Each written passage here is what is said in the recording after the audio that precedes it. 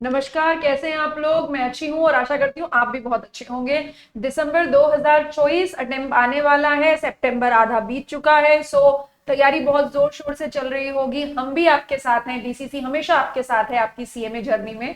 तो जैसा कि मैंने आपको बताया था कि हम मैराथन लेक्चर्स के लिए यहाँ पे कनेक्ट हुए हैं। आईटीटी की मैराथन चल रही है और ये जो टॉपिक आज हम शेयर करने वाले हैं, डिस्कस करने वाले हैं, that is the time of supply. बड़ा क्रूशियल टॉपिक है। पिछले 2 मैराथन लेक्चर्स में हमने यहाँ पे सीखा है कि भाई जीएसटी कैसे इंट्रोड्यूस हुआ, क्या होता है जीएसटीएन, जीएसटी काउंसिल क्या होता है। अगले टॉपिक में हमने बात की कि सप्लाई क्या होती है, जीएसटी कब लेवी होगा, नेगेटिव लिस्ट ऑफ सप्लाई क्या होती है, गुड्स हम कब कहेंगे, सर्विस हम कब कहेंगे, इतनी बात हमने की थी। ठीक, अब हम बात करेंगे टाइम ऑफ सप्लाई के प्रोविजंस के बारे में। और टाइम ऑफ सप्लाई के प्रोविजंस के बारे में बात करते समय सबसे पहले मैं आपको ये बोल दूंगी कि ये मैराथन लेक्चर्स देखने के लिए एक बार डिटेल में आपने सिलेबस गो थ्रू किया हुआ होना चाहिए, तभी ये मैराथन लेक्चर्स आपके काम के होंगे। इन मैराथन लेक्चर्स में हम क्वेश्चन डिस्कस नहीं कर रहे हैं, ये आपके लिए झटपट प्रोविजन रिविजन का मैराथन है। तो आप अगर क्वेश्चन प्रैक्टिस अगर करना चाहते हैं तो एक जो हम सेपरेट सेशंस हमने अपलोड किए हुए हैं उन सेशंस पे आप जाइए और वहां पे आप यूट्यूब पे अपना क्वेश्चन प्रैक्टिस देख सकते हैं। ये केवल हम प्रोविजंस के बारे में बात कर रहे हैं। तो देखिए, टाइम ऑफ सप्लाई के बारे में हम बात कर लेते हैं कि अगर मुझे ये पता चल गया कि मेरे द्वारा की गई एक्टिविटी पे जीएसटी लेवी होने वाला है, तो फिर जो अगला मुद्दा मेरे सामने आता है वो ये है कि ये जीएसटी का पेमेंट मुझे कब करना है। Means what is the last date for payment of GST, what is the due date for payment of GST. तो हम यहाँ पे क्या सीखने वाले हैं, हम यहाँ पे सीखने वाले हैं टाइम ऑफ सप्लाई के through what is the due date for payment of GST. ठीक है, जीएसटी के पेमेंट की ड्यू डेट कब है। मींस हम ये सीखने वाले हैं कि व्हेन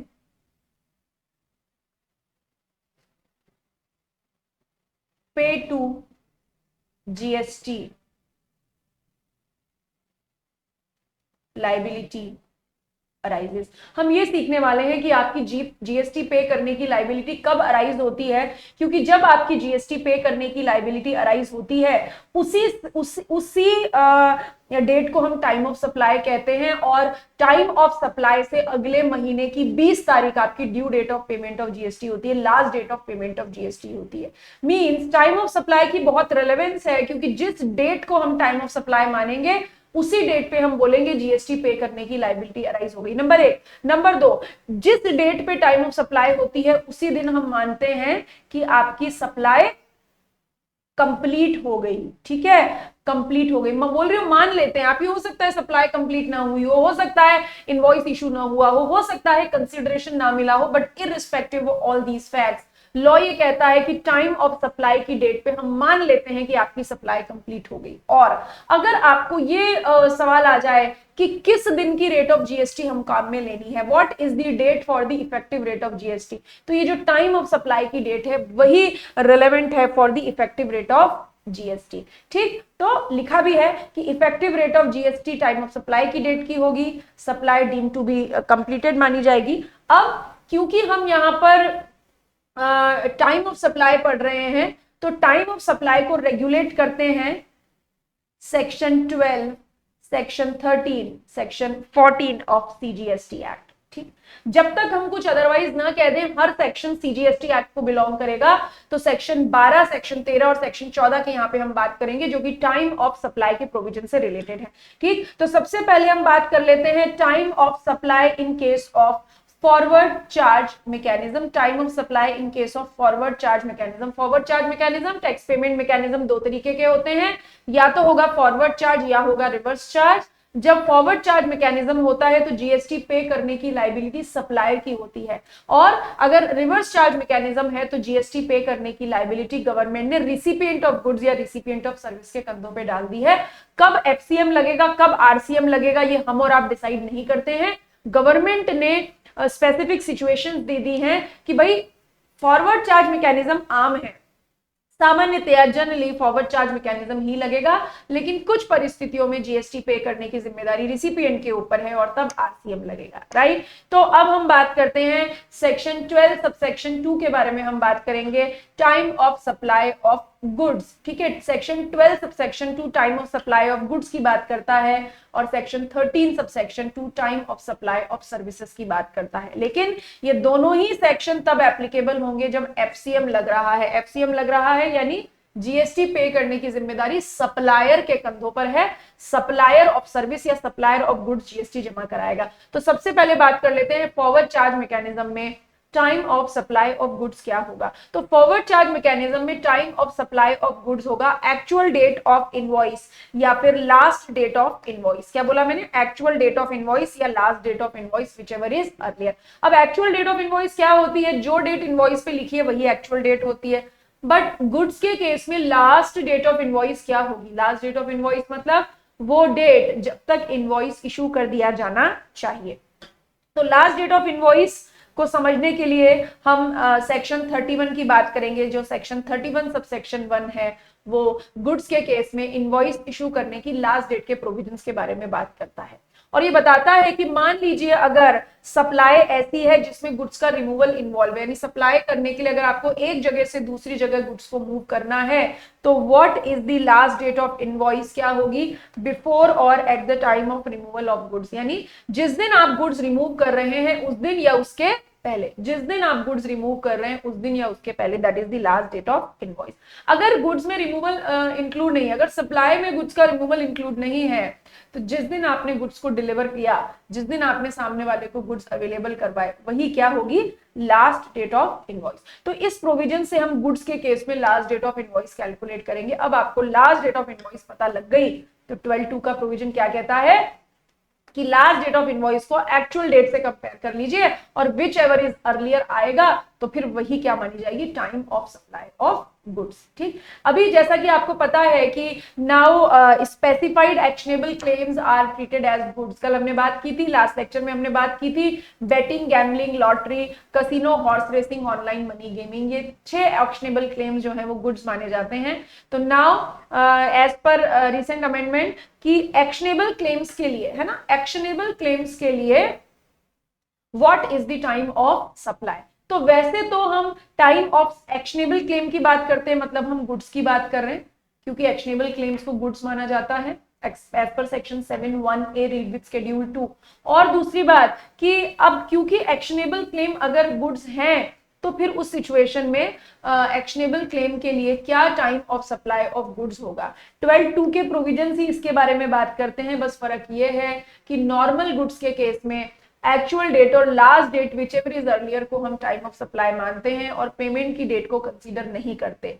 लेकिन अगर एक्शनेबल क्लेम की बात होगी तो time of supply of goods माना जाएगा actual date of invoice, last date of invoice और date of receipt of payment, यानी जिस दिन आपको पेमेंट रिसीव हो रहा है उसको एक्चुअल डेट और लास्ट डेट को कंपेयर कीजिए, विच एवर इज अर्लियर, यही एक्शनेबल क्लेम के लिए time of supply of goods होगा। यानी एक्शनेबल क्लेम के अलावा अगर आप time of supply of goods निकाल रहे हैं तो किसी एडवांस पे जीएसटी का पेमेंट नहीं होता। मींस अगर पैसा पहले आया है तो टाइम ऑफ सप्लाई नहीं होगी। नॉर्मल गुड्स के केस में पैसा आने से कोई फर्क नहीं पड़ता, पैसा आने से कोई फर्क नहीं पड़ता, एक्चुअल डेट और लास्ट डेट ऑफ इनवॉइस को कंपेयर करना है तभी टाइम ऑफ सप्लाई कैलकुलेट होगा, राइट। नाउ अब हम बात कर लेते हैं कि फॉरवर्ड चार्ज के केस में सर्विसेज अगर हैं, यानी सर्विस देने वाले को अगर जीएसटी जमा कराना है तो उसके लिए due date of payment of GST, GST pay करने की लायबिलिटी कब अराइज होगी, मतलब तब कब टाइम ऑफ सप्लाई होगा। तो अगर time of supply of service निकालने के लिए सबसे पहले हमें यह जानना पड़ेगा कि सर्विस के केस में इनवॉइस इशू करने की लास्ट डेट क्या होती है, यानी what is the time limit for issuing the invoice. 31 subsection 2 इस बारे में बात करता है और 31 सबसेक्शन 2 ये कहता है कि जिस दिन आपकी सर्विस कंप्लीट हुई है, जिस दिन आपकी सर्विस कंप्लीट हुई है, सर्विस के केस में आप सर्विस कंप्लीट होने से पहले भी इनवॉइस इशू कर सकते हो, सर्विस कंप्लीट होने के बाद भी इनवॉइस इशू कर सकते हो, लेकिन कितने दिन के अंदर अंदर? 30 डेज के अंदर अंदर। लेकिन अगर बैंकिंग है, इंश्योरेंस है, फाइनेंशियल इंस्टीट्यूशंस है और एनबीएफसी है, तो इस केस में 30 दिन को रिप्लेस कर देगा 45 डेज। यानी इंश्योरेंस, बैंकिंग, एफआई, एनबीएफसी के केस में आप सर्विस कंप्लीट होने से 45 डेज के अंदर अंदर भी इनवॉइस इशू कर सकते हैं। मतलब ये लिमिट है, कंप्लीट होने से अगले 30 दिन, बैंकिंग इंश्योरेंस के केस में कंप्लीट होने से अगले 45 दिन के अंदर अंदर। और अगर आपने इस समय सीमा में सर्विस के केस में इनवॉइस इशू कर दिया है तो हम बोल लेंगे इनवॉइस टाइम पर इशू हुआ है। ठीक है, आ जाते हैं 13 सबसेक्शन 2 के प्रोविजंस पे। 13 सबसेक्शन 2 ये बोलता है कि अगर सर्विस के केस में इनवॉइस समय पर इशू हुआ है, सर्विस 13 सबसेक्शन 2 यानी फॉरवर्ड चार्ज मैकेनिज्म लग रहा है, और अगर इनवॉइस समय पे इशू हुआ है तो what is the time of supply? Invoice की डेट, पेमेंट की date, whichever is earlier, यानी इनवॉइस या पेमेंट दोनों में से जो भी पहले हो जाए। लेकिन अगर 13 सबसेक्शन 2 कहता है अगर इनवॉइस टाइम पर इशू नहीं हुआ है तो what is the time of supply? Completion की डेट, पेमेंट की date, whichever is earlier. अब यहां पर एक बात ध्यान देंगे कि चाहे इनवॉइस टाइम पर इशू हुआ है या इनवॉइस टाइम पर इशू नहीं हुआ है, दोनों केस में टाइम ऑफ सप्लाई कैलकुलेट करने के लिए हम पेमेंट की डेट को कंसीडर कर रहे हैं। मींस इनवॉइस और payment which ever is earlier, या कंप्लीशन और payment which ever is earlier. तो दोनों ही केसेस में हम एडवांस के ऊपर जीएसटी का पेमेंट कर रहे हैं। यानी अगर पेमेंट पहले आ जाए, यानी पेमेंट पहले आ जाए, इनवॉइस इशू हुआ या नहीं हुआ, कंप्लीशन हुआ या नहीं हुआ, लेकिन अगर पेमेंट पहले आ जाए तो टाइम ऑफ सप्लाई क्रिएट हो जाएगी। ठीक है, नाउ अगर ये इवेंट असर्टेनेबल है, असर्टेनेबल है मतलब अगर मान लीजिए कि इनवॉइस की डेट या पेमेंट की डेट या कंप्लीशन की डेट पता नहीं है, उस केस में what is the time of supply? जिस दिन रिसिपिएंट ने अपने बुक्स ऑफ अकाउंट्स में एंट्री की वही डेट टाइम ऑफ सप्लाई मानी जाएगी। और नॉर्मली सर्विसेज के केस में एडवांस पे जीएसटी का पेमेंट होता है। बट कहानी में ट्विस्ट, अगर मान लीजिए सर्विसेज के केस में आपको एडवांस कितना रिसीव हुआ है, 1000 रुपए तक का चिल्लर एडवांस, 1000 रुपीज तक का अगर आपको एडवांस रिसीव हुआ है, तो उस एडवांस के लिए, for such advance what is the time of supply?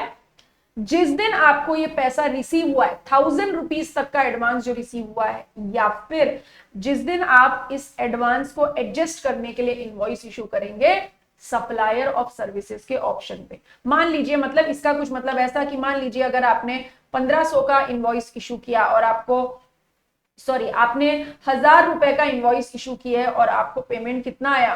1500 रुपए का आपको पेमेंट आया, यानी 500 रुपए आपको एडवांस मिल गए। सप्लायर ऑफ सर्विसेज हैं, अब आपको 500 रुपए एडवांस मिल गए।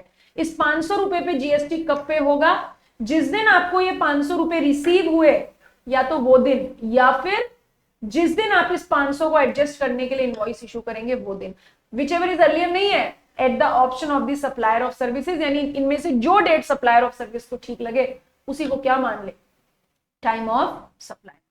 ठीक है, यहाँ पे कुछ टर्म्स लिखी हुई है, लाइक बीओए लिखा हुआ है। बीओए का मतलब है बुक्स ऑफ अकाउंट्स, WEIL मतलब which ever is earlier, SG stands for supplier of goods, SS stands for supplier of service, RG stands for recipient of goods, RS stands for recipient of service. Now अब आगे हम बात करेंगे time of supply under RCM, time of supply under reverse charge mechanism. अब ये जो reverse charge mechanism है, means GST जमा कराने की जिम्मेदारी रिसिपिएंट के कंधों पे है। मीन्स टाइम ऑफ सप्लाई भी कौन कैलकुलेट करेगा? रिसिपिएंट कैलकुलेट करेगा, क्योंकि वही टैक्सेबल पर्सन है। गुड्स के केस में टाइम ऑफ सप्लाई अगर आरसीएम में निकाली जाए तो सेक्शन लगेगा 12(3), और अगर सर्विसेज के केस में निकाला जाए तो 13(3).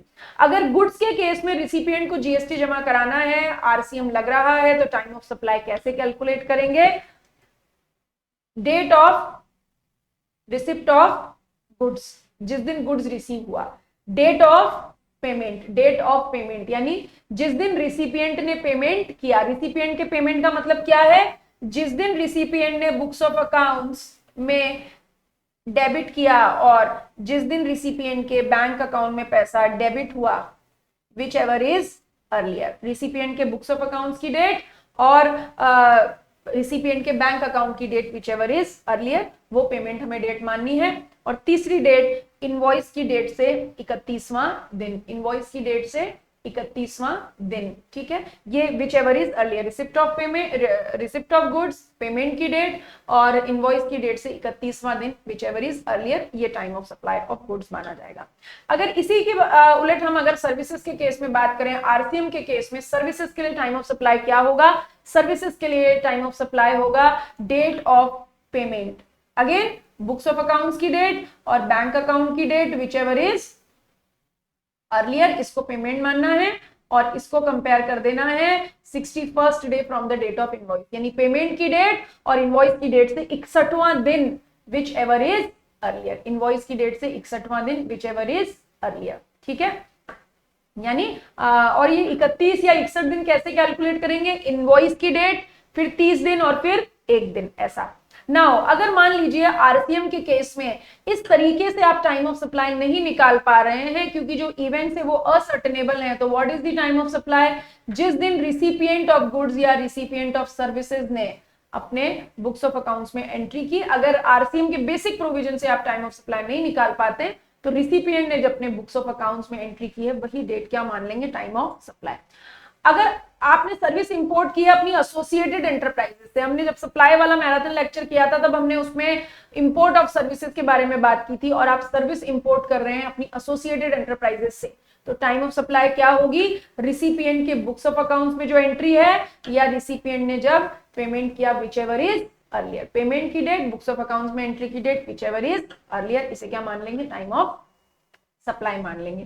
नाउ अब हम बात करेंगे 12/4/13/4 की, और ये जो 12/4/13/4 है इसके लिए खास बात ये है कि गुड्स के लिए 12/4 की बात होती है और सर्विसेज के लिए 13/4 की बात होती है।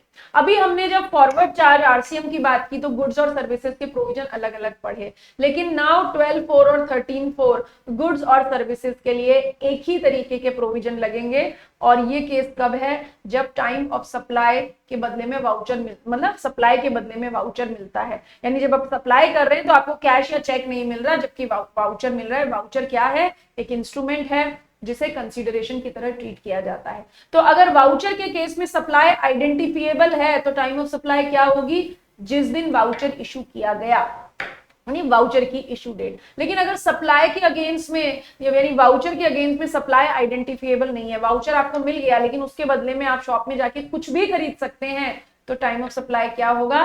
Date of redemption of voucher, जिस दिन वाउचर रिडीम हुआ वही डेट क्या होगी? टाइम ऑफ सप्लाई होगी।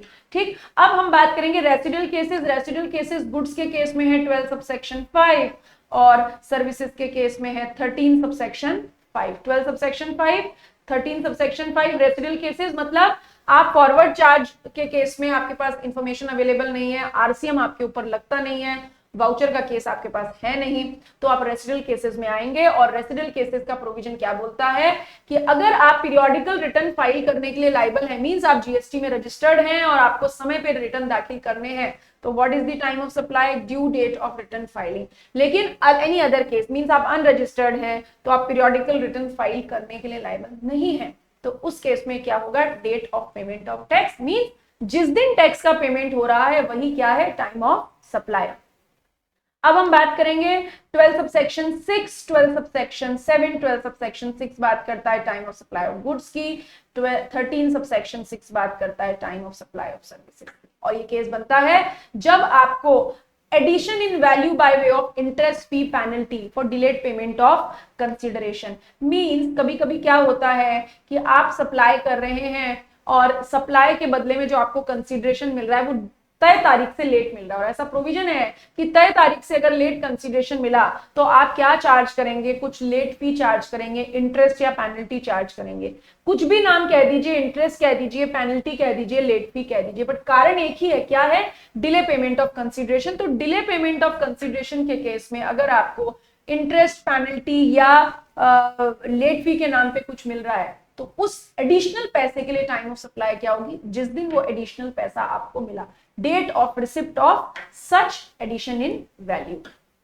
नाउ अब हम बात, ये था हमारा सेक्शन 12, सेक्शन 13। अब हम बात करेंगे सेक्शन 14, मींस क्या होगी टाइम ऑफ सप्लाई अगर जीएसटी की रेट में बदलाव आ जाए तो।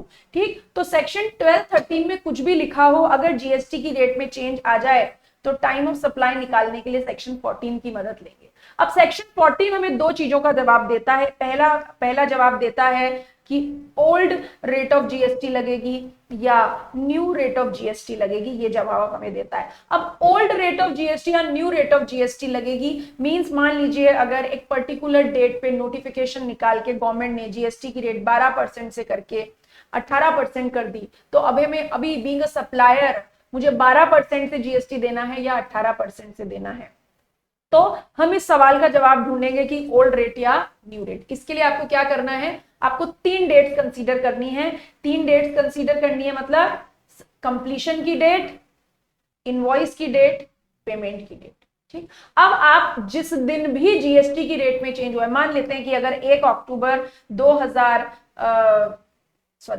अगस्त 2024 को अगर जीएसटी की रेट में चेंज हुआ है, ठीक है, 1 अगस्त 2024 क्या होगी, वो नोटिफाइड डेट हो गई जिस दिन जीएसटी की रेट में बदलाव आया। अगर कंप्लीशन, पेमेंट, इनवॉइस इन 3 में से 2 घटनाएं, कंप्लीशन, पेमेंट, इनवॉइस इन 3 में से कोई 2 घटनाएं इस 1 अगस्त से पहले हो जाए तो ओल्ड रेट लगेगी, और 3 में से 2 घटनाएं बाद में हो तो न्यू रेट लगेगी। तो इस तरीके से हम ओल्ड रेट या न्यू रेट डिसाइड करेंगे। नाउ अब ओल्ड रेट या न्यू रेट तो डिसाइड हो गई, what is the time of supply. और जब जीएसटी की रेट चेंज होती है तो टाइम ऑफ सप्लाई निकालने के लिए सेक्शन 12 काम नहीं आता, 13 काम नहीं आता, सेक्शन 14 ही काम आता है। तो सेक्शन 14 के केस में अब ओल्ड रेट या न्यू रेट तो हमें पता लग गई, टाइम ऑफ सप्लाई कैसे निकलेगी। तो टाइम ऑफ सप्लाई निकालने के लिए सबसे पहले तो आपको डेट नोटिफाई कर लीजिए। जैसे अभी हमने उदाहरण लिया 1 अगस्त 2024, ठीक है, ये कौन सी डेट है, ये नोटिफिकेशन की डेट है, नोटिफिकेशन की डेट है जब रेट ऑफ जीएसटी चेंज हुआ। एक एग्जांपल ले रही हूं, जिस दिन रेट ऑफ जीएसटी चेंज हुआ। अगर आपकी सप्लाई इस डेट से पहले कंप्लीट हुई है तो what is the time of supply, I और P whichever is earlier, invoice की डेट, पेमेंट की date whichever is earlier. But अगर आपकी सप्लाई इस दिन के बाद कंप्लीट हुई है, मतलब बेस क्या है मेरा, कंप्लीशन, अगर इस दिन के पहले सप्लाई कंप्लीट हुई है तो आई और P whichever is earlier, invoice और पेमेंट विचएवर इज अर्लियर। लेकिन अगर कंप्लीशन ही इस दिन के बाद हुआ है तो फिर अगेन हम 2 चीजें देखेंगे। पहला, कंप्लीशन तो बाद में हुआ है, समझ में आ गया, बट क्या इनवॉइस एंड पेमेंट पहले हुआ है क्या। अगर इनवॉइस एंड पेमेंट, कंप्लीशन तो 1 अगस्त के बाद हुआ है, लेकिन अगर इनवॉइस एंड पेमेंट की डेट 1 अगस्त के पहले है तो हमारा टाइम ऑफ सप्लाई क्या होगा, आई और पी विचएवर इज अर्लियर, और अदरवाइज आई और पी विचएवर इज लेटर, दोनों में से जो भी बाद में हो वही टाइम ऑफ सप्लाई होगा। नाउ अब बार बार हम है ना पेमेंट बोलते हैं कि what is the meaning of payment. तो पूरे टाइम ऑफ सप्लाई के चैप्टर में पेमेंट का मतलब क्या है, बुक्स ऑफ अकाउंट्स की डेट और बुक्स ऑफ अकाउंट्स में एंट्री की डेट और बैंक अकाउंट में एंट्री की डेट विचएवर इज अर्लियर, दोनों में से जो भी पहले वही क्या मानी जाएगी, पेमेंट की डेट, जहां पर भी पेमेंट वर्ड आया है। लेकिन कहानी में ट्विस्ट, मान लीजिए बुक्स ऑफ अकाउंट्स की डेट और बैंक अकाउंट की डेट के बीच में रेट ऑफ जीएसटी में बदलाव आ जाए। मतलब बुक्स ऑफ अकाउंट्स की डेट है, मान लीजिए बुक्स ऑफ अकाउंट्स की डेट है 1 अगस्त 2024 और बैंक अकाउंट की डेट है 10 अगस्त 2024, और इस बीच में क्या हो जाए, 3 अगस्त 2024 को, यानी इफेक्टिव रेट ऑफ जीएसटी में चेंज आ जाए। कब, बुक्स ऑफ अकाउंट्स की डेट और बैंक अकाउंट की डेट दोनों के बीच में। ठीक है, हो गया, रेट ऑफ जीएसटी चेंज हो गई 3 अगस्त को। एंड क्या हो जाए, जिस दिन रेट ऑफ जीएसटी चेंज है उसके 4 वर्किंग डेज के बाद पैसा बैंक में आया। आप देखिए 3 अगस्त को मैंने उदाहरण लिया है कि जीएसटी की रेट चेंज हुई है, और बैंक अकाउंट में पैसा कब आया, 10 अगस्त को, मतलब 4 वर्किंग डेज के बाद। यानी बुक्स ऑफ अकाउंट्स और बैंक अकाउंट की डेट के बीच में जीएसटी की रेट चेंज हो जाए, और जीएसटी की रेट चेंज होने के 4 वर्किंग डेज के बाद अगर पैसा बैंक में आया तो पेमेंट का मतलब क्या होता है, बैंक अकाउंट की date, otherwise whichever is earlier. But अगर ये 2 शर्तें पूरी हुई तो बैंक अकाउंट की डेट को ही पेमेंट की डेट मानते हैं। ठीक है, कुछ स्पेशल केसेस में हम टाइम ऑफ सप्लाई के बारे में बात करेंगे। मान लीजिए अगर कंटिन्यूस सप्लाई ऑफ गुड्स हो रही है, कंटिन्यू किसी पाइपलाइन या किसी कंडक्ट के थ्रू अगर गुड्स कंटिन्यू सप्लाई हो रहा है तो फिर टाइम ऑफ सप्लाई किसे मानेंगे, जिस दिन स्टेटमेंट इशू होता है, जिस दिन वो बेस स्टेटमेंट इशू होता है, या पेमेंट की date whichever is earlier, statement issue करने की डेट या पेमेंट रिसीव करने की date, whichever is earlier. और अगर सिचुएशन ऐसी है कि गुड्स भेजे गए हैं फॉर सेल और अप्रूवल बेसिस पे, रिटर्न और अप्रूवल बेसिस पे, उस सिचुएशन में टाइम ऑफ सप्लाई क्या होगी, जिस दिन सप्लाई हुई, जिस दिन सप्लाई हुई मतलब जिस दिन सप्लायर ने क्या बोला, सॉरी जिस दिन रिसिपिएंट ने बोला यस या रिमूवल की डेट से 6 महीने, यानी जिस दिन कंफर्मेशन आया वो डेट या फिर जिस दिन आपने माल भेजा था उससे 6 महीने, विच एवर इज अर्लियर। तो ये होगी time of supply of goods. So ये था हमारा टाइम ऑफ सप्लाई का टॉपिक। बहुत झटपट से हमने रिवीजन किया है। जब भी आपको सवाल करने का मन हो आप ये मैराथन लेक्चर देख लीजिए, इसमें से रिवाइज कर लीजिए प्रोविजन एंड इजीली आप क्वेश्चन कर पाएंगे, क्योंकि आईडीटी में मार्क्स स्कोर करने की सबसे पहली ट्रिक है कि टिप्स पे आपको प्रोविजंस याद होने चाहिए। अगर आपको टिप्स पे प्रोविजंस याद हैं तो फिर आपको आईडीटी में अच्छा स्कोर करने से कोई नहीं रोक सकता। मेरे बहुत सारे स्टूडेंट के 80+ स्कोर आए हैं, अगले आप हो सकते हैं। तो all the best, bye bye, take care, अच्छे से पढ़िए, फोकस करके पढ़िए, आपका रिजल्ट बहुत शानदार होने वाला है।